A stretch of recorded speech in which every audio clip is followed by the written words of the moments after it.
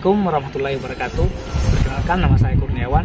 Saya di sini akan menjelaskan tentang sejarah berdirinya dinasti Fatimiyah. Dinasti Fatimiyah merupakan salah satu kekhalifahan terbesar dalam sejarah Islam yang berdiri dari tahun 909 sampai 1171. Dinasti ini muncul karena kekuasaan dinasti Abbasiyah melemah, terutama di Afrika Utara. Ubaidillah bin Amrillah billah, seorang tokoh dari kelompok Syiah Islamiyah, menjadi pendiri dinasti Fatimiyah dan menjadi khalifah pertama dinasti Fatimiyah. Nama Fatimiyah diambil dari nama Fatimah, putri Nabi Muhammad SAW, karena mereka percaya bahwa yang berhak menjadi pemimpin umat Islam adalah harus dari keturunan Nabi. Mereka pertama kali menguasai wilayah Afrika, Tunisia sekarang, dan mereka memperluas kekuasaannya ke Mesir dan Suriah. Pada masa pemerintahan Al-Aziz billah, dinasti Fatimiyah mencapai puncak kejayaannya, terutama di bidang ilmu pengetahuan dan budaya. Salah satu pencapaian terbesarnya ialah mendirikan Masjid Al-Azhar dan menjadi pusat pembelajaran Islam dan berkembang menjadi Universitas Al-Azhar. Mereka dikenal karena pemerintahannya yang tertata, membangun kota Kairo menjadi kota perdagangan dan ilmu pengetahuan. Dinasti ini mulai melemah saat khalifah terakhir Al-Adil jatuh sakit. Kesempatan ini dimanfaatkan oleh Salahuddin Al-Ayyubiyah yang mengakhiri kekuasaan Fatimiyah dan mendirikan dinasti Ayyubiyah. Meskipun sudah runtuh, dinasti Fatimiyah meninggalkan pengaruh besar dalam ajaran Syiah Islamiyah dan perkembangan Islam secara umum. Baiklah, itulah tadi penjelasan tentang sejarah berdirinya dinasti Fatimiyah. Di sini saya akan mencoba menjelaskan sedikit tentang beberapa bangunan yang ada atau beberapa bangunan yang dibangun oleh kekhalifahan dinasti Fatimiyah. Adapun bangunan yang pertama yaitu Masjid Al-Azhar atau yang sekarang kita kenal dengan Universitas Al-Azhar Kairo. Nah, dulunya masjid ini digunakan oleh dinasti Fatimiyah untuk berdakwah, dan juga digunakan untuk menyebarkan paham Syiah mereka, yaitu Syiah Ismailiyah. Namun yang luar biasanya, setelah kepemimpinan mereka jatuh ke tangan dinasti Ayyubiyah di bawah kepemimpinan Salahuddin Al-Ayyubi, nah, mazhab Sunni kemudian mulai diajarkan oleh dinasti Ayyubiyah,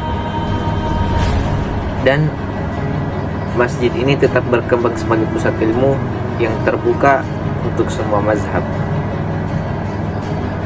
Nah, sampai sekarang Universitas Al-Azhar Kairo ini menjadi pusat ilmu bagi Ahlus Sunnah wal Jamaah. Nah, adapun bangunan yang kedua yaitu Bab Al-Futuh ataupun gerbang kemenangan.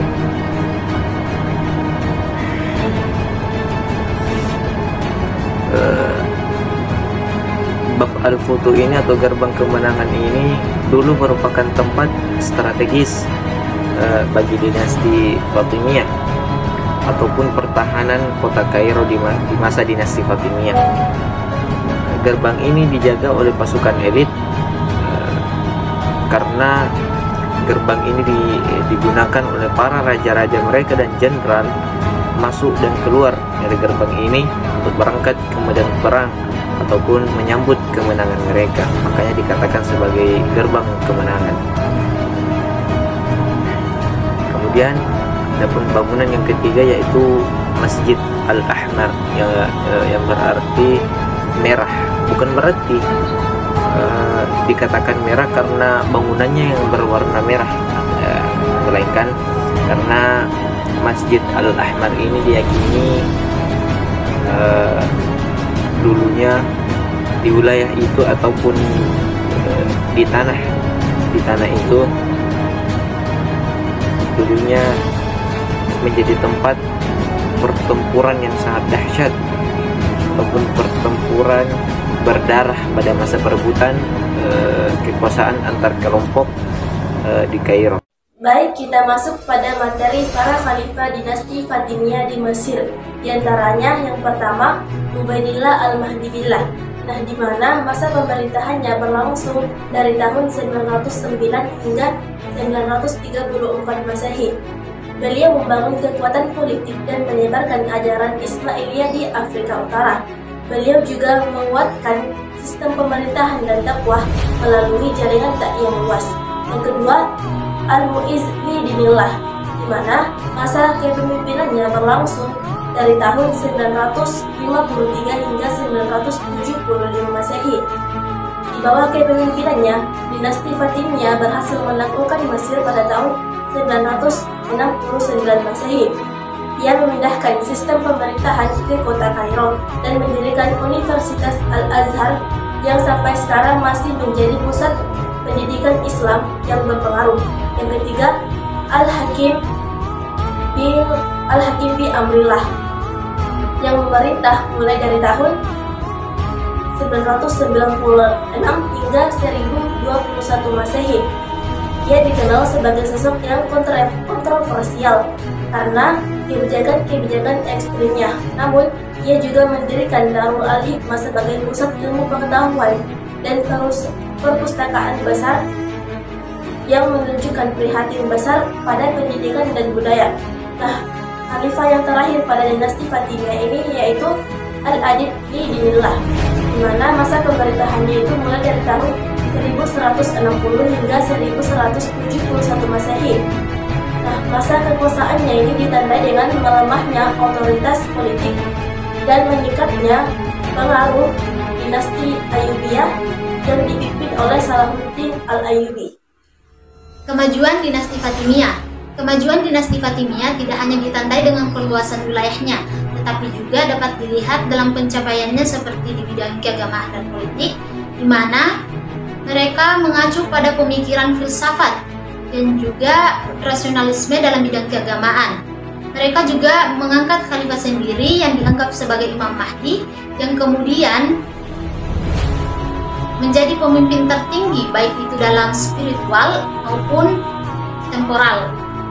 Dalam bidang ekonomi, mereka sangat efisien dalam perpajakan dan juga pembangunan jalan maupun pelabuhan agar barang dan jasa yang mereka gunakan menjadi lebih lancar. Dalam bidang pendidikan dapat dilihat dari pembangunan lembaga-lembaga seperti Al-Azhar dan juga Darul Al-Hikmah yang menjadi pusat penelitian dan juga diskusi intelektual bagi berbagai aliran pemikiran. Dalam bidang arsitektur dapat dilihat dari seni dekoratif dan juga ornamen-ornamen yang berada di bangunan-bangunan pada dinasti tersebut yang memadukan dari berbagai budaya termasuk dari Arab dan juga Bizantium yang menjadi ciri khas dari dinasti Fatimiyah.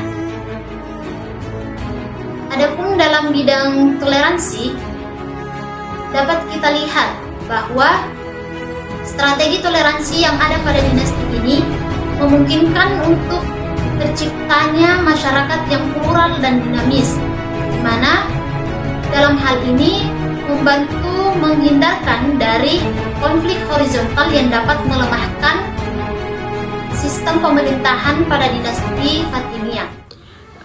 Di sini saya akan melanjutkan materi yang teman-teman saya sudah bacakan sebelumnya, di mana saya akan membahas tentang kemunduran dinasti Fatimiyah di Mesir.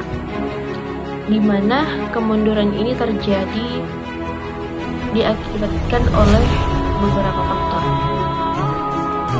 Yang pertama itu krisis kepemimpinan dan fragmentasi internal. Terjadi perebutan kekuasaan antar faksi di istana, korupsi, dan lemahnya otoritas khalifah. Banyak wilayah yang menjadi semi-otonom dan tentara bayaran yang tidak loyal memperburuk situasi. Nah, dan yang kedua, melemahnya ideologi Ismailiyah, di mana dukungan terhadap ajaran Ismailiyah menurun, sementara kelompok Sunni semakin kuat. Hal ini menyebabkan polarisasi masyarakat dan hilangnya legitimasi pemerintahan. Nah, dan yang ketiga, yang terakhir, adalah ancaman eksternal dan kebangkitan Ayyubiyah, di mana krisis internal ini membuat Fatimiyah rentan terhadap invasi. Salahuddin al-Ayyubi bangkit sebagai pemimpin kuat, menggulingkan Fatimiyah dan memulihkan kekuasaan Sunni serta otoritas Abbasiyah.